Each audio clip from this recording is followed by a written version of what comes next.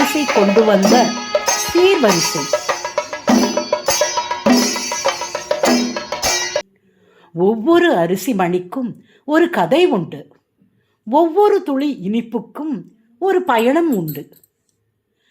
நாம் பொங்கலை மகிழ்ச்சியாக கொண்டாடுகிறோம். ஆனால் அந்த மகிழ்ச்சிக்காக விதையை விதைத்த கைகளை நாம் நினைக்கிறோமா? எல்லாம் இங்கிருந்து தான் தொடங்குகிறது. நமது பொங்கலின் ஆதாரம் பச்சரிசி. சேற்றில் கால் பதித்து பயிர்களை தங்கள் குழந்தைகளைப் போல விவசாயிகள் வளர்த்தார்கள். தை மாதத்தில் அது தங்கமாக ஜொலிக்கிறது. இது வெறும் அரிசி அல்ல, சூரிய பகவானின் ஆசி.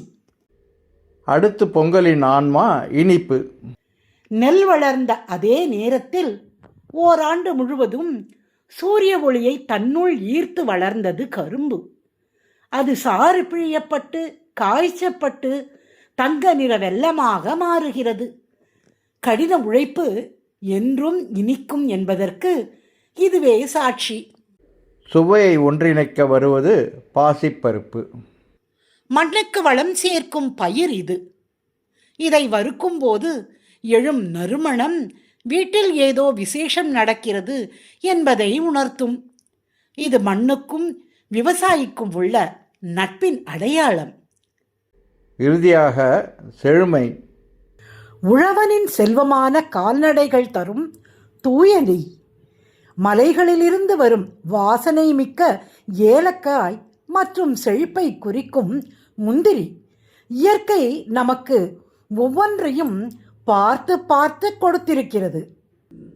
வயல்வெளியின் ஈரமண்ணிலிருந்து அடுப்பங்கரையின் அனல் வரை இந்த அனைத்து இயற்கை செல்வங்களும் ஒன்று சேரும் இடம் இந்த மண்பானை. பானை நிரம்பி வழியும் போது அங்கே பொங்குவது வெறும் உணவு மட்டுமல்ல, அது நமது நன்றி உணர்வு. பண்ணை முதல் பானை வரை இதுவே நம் கலாச்சாரத்தின் சுவை.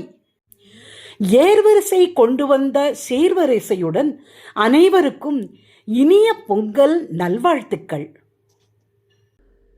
இந்த பயணம் உங்களுக்கு பிடித்திருந்தால் உழவர்களுக்கு நன்றி செலுத்தும் விதமாக இதை பகிருங்கள்.